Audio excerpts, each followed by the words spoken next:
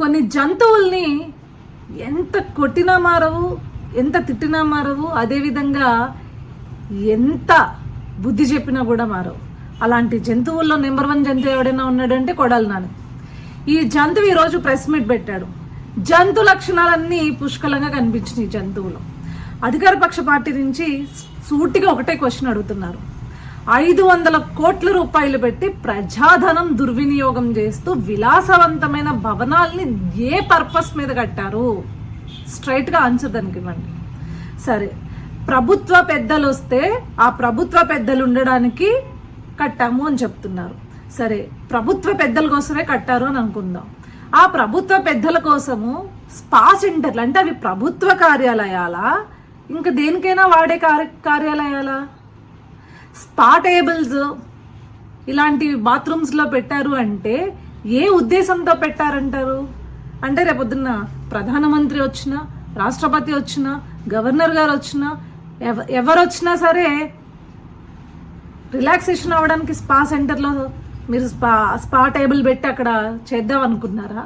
అసలు ఏంటి మీ ఉద్దేశం ఏంటి అని అడిగితే సమాధానం లేదు. కానీ ఇప్పటికీ సమాధానం చెప్పకుండా ఇంకా చిల్లరగా మాట్లాడుతున్నారు చూడండి. అది వైఎస్ఆర్సీపీ పార్టీ అంటే. అదేవిధంగా ఫర్నిచర్ గురించి ఏమయ్యా, అసలు నువ్వు ఫర్నిచర్ అనేది సచివాలయం సెటప్ వేసావు, నీ లీడర్స్ని పిలిపించుకున్నావు. దాన్ని పిలిపించుకున్న తర్వాత కానీ ప్రభుత్వానికి కానీ లేకపోతే ఆంధ్ర రాష్ట్ర ప్రజలకు కానీ నువ్వు ఇప్పటి వరకు కనీసం సచివాలయం ముఖం చూడలేదు, సచివాలయానికి వెళ్ళలేదు, మొత్తం నీ ఇంటి నుంచే పరిపాలించావని తెలియదు. సరే, సచివాలయం సెటప్ ఇంటి దగ్గర ఎందుకు వేసావు?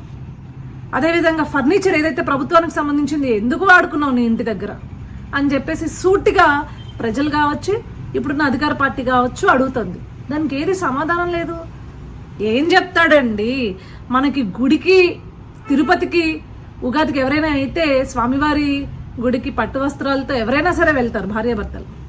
అలాంటి గుడి ఇంటికి తీసుకొచ్చి సెట్టింగ్ వేసినాడు. సచివాలయం సెట్టింగ్ ఆఫ్టర్ ఆల్ వేయలేడా? వేస్తాడు. సో దాన్ని ఈరోజు సమర్థించుకోవాలని చెప్పి బయటకు వచ్చి ఇంకా బురద జల్లుతున్నారు చూడండి. ఆ రోజు కోడలు గారు క్లియర్గా చెప్పారు, నేను ఏదైతే ఫర్నిచర్ అనేది నా దగ్గర ఉండిందో దాన్ని తీసుకుని వెళ్ళామని చెప్పి నేను మీకు లెటర్ రాశాను అని చెప్పారు. కానీ ఇక్కడ మాత్రం ఏదైతే ప్రజలు, అధికార పార్టీ వాళ్ళు గుర్తుపట్టిన తర్వాత ఇది ప్రభుత్వ ఫర్నిచర్, ఇది ఇక్కడ మీ దగ్గర ఎందుకు ఉంది అంటే తప్పించి మీ సైడ్ నుంచి రియాక్షన్ లేదు. ఇప్పుడు ఎవరండి దొంగలు అంటారు? ఇలాంటి కొడాలి నాని అనే ఒక విష పురుగుని, చీడ పురుగుని ఇంకా ఓడిస్తే కూడా బుద్ధి రాదు, ఇంకేం చేస్తే బుద్ధి వస్తుంది? ఇలాంటి వాళ్ళని సమాజం నుంచి అత్యంత దూరంగా గెంటేస్తే తప్పించి బుద్ధి రాదు. ఏం మాట్లాడుతున్నావయ్యా? ఓడిపోయినా కూడా నువ్వు ఇంకా నీకు అధికారం ఉందని ఫీల్ అవుతున్నావా? ఏ మదంతో ఇంకా మాట్లాడుతున్నావో అర్థం కావట్లేదు. బేసిక్గా వైఎస్ఆర్సీపీ పార్టీలో ఉండే ప్రతి ఒక్కడు కూడా ఇలాంటి మృగాలే ఉంటారు, ఇలాంటి జంతువులే ఉంటారు అని చెప్పేసి కొన్ని జంతువుల్ని ఎంత కొట్టినా మారవు, ఎంత తిట్టినా మారవు, అదేవిధంగా ఎంత బుద్ధి చెప్పినా కూడా మారవు. అలాంటి జంతువుల్లో నెంబర్ 1 జంతువు ఎవడైనా ఉన్నాడంటే కొడాలి నాని. ఈ జంతువు ఈరోజు ప్రెస్ మీట్ పెట్టాడు. జంతు లక్షణాలన్నీ పుష్కలంగా కనిపించినాయి జంతువులు. అధికార పక్ష పార్టీ నుంచి సూటిగా ఒకటే క్వశ్చన్ అడుగుతున్నారు. 500 కోట్ల రూపాయలు పెట్టి ప్రజాధనం దుర్వినియోగం చేస్తూ విలాసవంతమైన భవనాల్ని ఏ పర్పస్ మీద కట్టారు? స్ట్రైట్గా ఆన్సర్ దానికి ఇవ్వండి. సరే, ప్రభుత్వ పెద్దలు వస్తే ఆ ప్రభుత్వ పెద్దలు ఉండడానికి కట్టాము అని చెప్తున్నారు. సరే, ప్రభుత్వ పెద్దల కోసమే కట్టారు అని అనుకుందాం.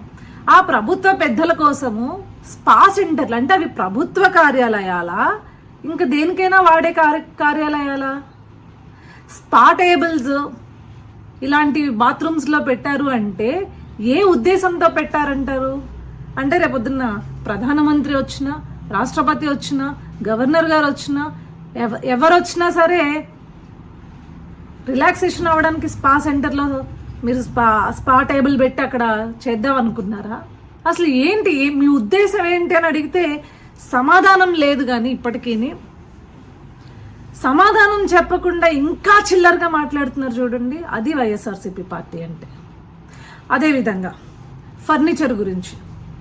ఏమయ్యా అసలు నువ్వు ఫర్నిచర్ అనేది సచివాలయం సెటప్ వేసావు, నీ లీడర్స్ని పిలిపించుకున్నావు, దాన్ని పిలిపించుకున్న తర్వాత కానీ ప్రభుత్వానికి కానీ లేకపోతే ఆంధ్ర రాష్ట్ర ప్రజలకు కానీ నువ్వు ఇప్పటి వరకు కనీసం సచివాలయం ముఖం చూడలేదు, సచివాలయానికి వెళ్ళలేదు, మొత్తం నీ ఇంటి నుంచి పరిపాలించావని తెలియదు.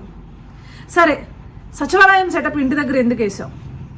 అదేవిధంగా ఫర్నిచర్ ఏదైతే ప్రభుత్వానికి సంబంధించింది ఎందుకు వాడుకున్నావు నీ ఇంటి దగ్గర అని చెప్పేసి సూటిగా ప్రజలు కావచ్చు, ఇప్పుడున్న అధికార పార్టీ కావచ్చు అడుగుతుంది.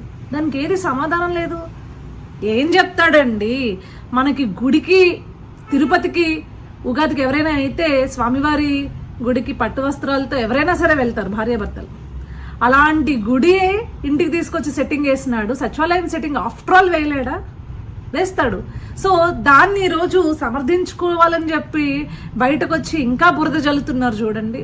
ఆ రోజు కోడలు గారు క్లియర్గా చెప్పారు, నేను ఏదైతే ఫర్నిచర్ అనేది నా దగ్గర ఉండిందో దాన్ని తీసుకుని వెళ్ళామని చెప్పి నేను మీకు లెటర్ రాశాను అని చెప్పారు.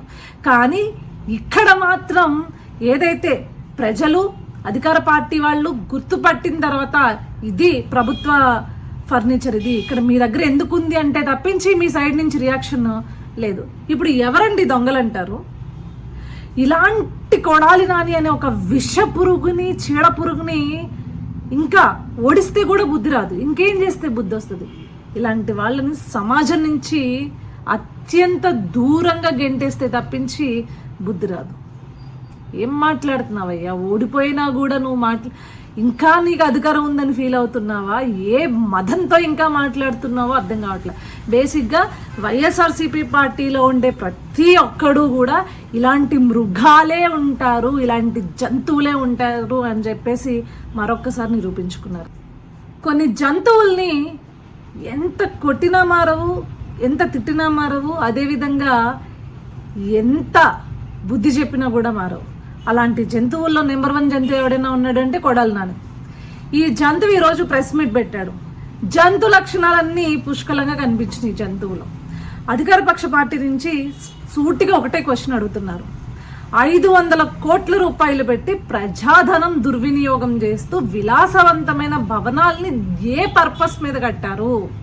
స్ట్రైట్గా ఆన్సర్ దానికి ఇవ్వండి. సరే, ప్రభుత్వ పెద్దలు వస్తే ఆ ప్రభుత్వ పెద్దలు ఉండడానికి కట్టాము అని చెప్తున్నారు. సరే, ప్రభుత్వ పెద్దల కోసమే కట్టారు అని అనుకుందాం. ఆ ప్రభుత్వ పెద్దల కోసము స్పా సెంటర్లు అంటే అవి ప్రభుత్వ కార్యాలయాలా, ఇంకా దేనికైనా వాడే కార్యాలయాలా? స్పా టేబుల్స్ ఇలాంటి బాత్రూమ్స్లో పెట్టారు అంటే ఏ ఉద్దేశంతో పెట్టారంటారు?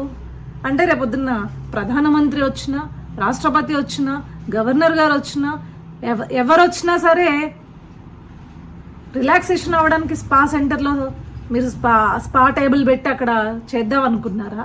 అసలు ఏంటి మీ ఉద్దేశం ఏంటి అని అడిగితే సమాధానం లేదు. కానీ ఇప్పటికీ సమాధానం చెప్పకుండా ఇంకా చిల్లరగా మాట్లాడుతున్నారు చూడండి. అది వైఎస్ఆర్సీపీ పార్టీ అంటే. అదేవిధంగా ఫర్నిచర్ గురించి.